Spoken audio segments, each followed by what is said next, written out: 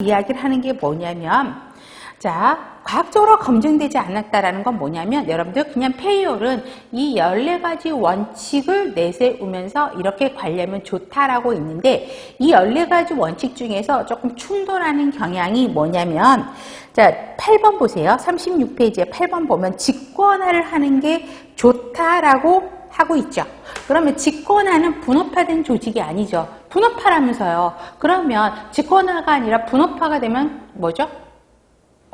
직권화가 분권화가 돼야 되잖아요. 그런데 직권화라 그러면서 일을 나누는 게 좋다라고 이야기를 하고 있고, 또 여러분들이 나중에 공부를 하시다 보면 직권화 조직은 이렇게 되어 있는 게 직권화된 조직이죠.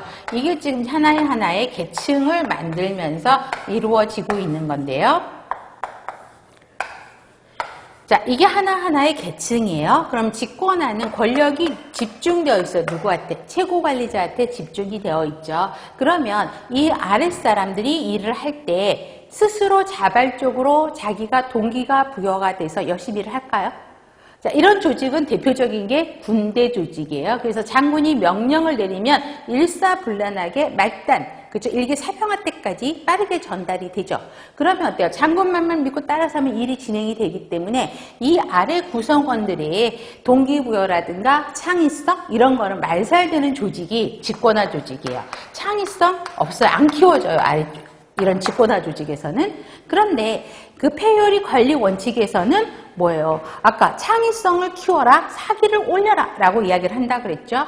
그거는 직권화하고 반대되는 개념. 직권화에서는요, 나중에 또 공부하시겠지만 창의성이 떨어지고요, 사기 떨어지는 조직이 직권화된 조직이에요. 그러니까 서로 이해 상충되는 문장을 말로만 서열해 놨지 거기에 대한 합리적인 근거 제시하지 못했다라는 게 단점입니다.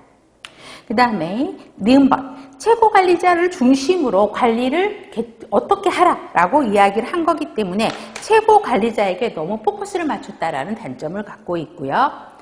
디귿번, 원칙에 대한 타당성을 검증할 수 없다라는 건 뭐냐면, 첫 번째, 분업을 하라 그랬어요. 그러면 분업을 하는 게 좋은 건지, 그죠? 옳지 않은 것인지 이거를 판단할 수는 없었다는 거죠. 왜요? 상황에 따라 분업하면 좋은 조직이 있고 분업하면 좋지 않은 조직이 있거든요. 근데 무조건 분업하면 좋다라고 말을 했기 때문에 타당성이 검증할 수 없고요. 원칙의 의미가 애매하여 실제 상황에서는 효과를 기대하기 어렵다라는 말은 뭐냐면, 자, 13번, 14번을 보세요. 창의성을 키워라, 사기를 올려라. 그럼 그런 건 저도 이야기할 수 있어요. 그런데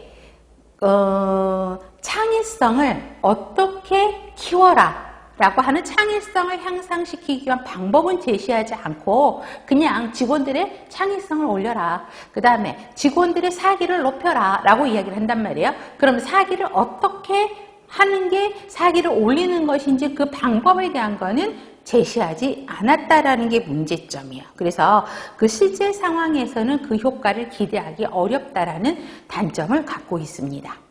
그래서 자, 페이올도 시험 문제 물론 14년, 18년 이렇게 문제가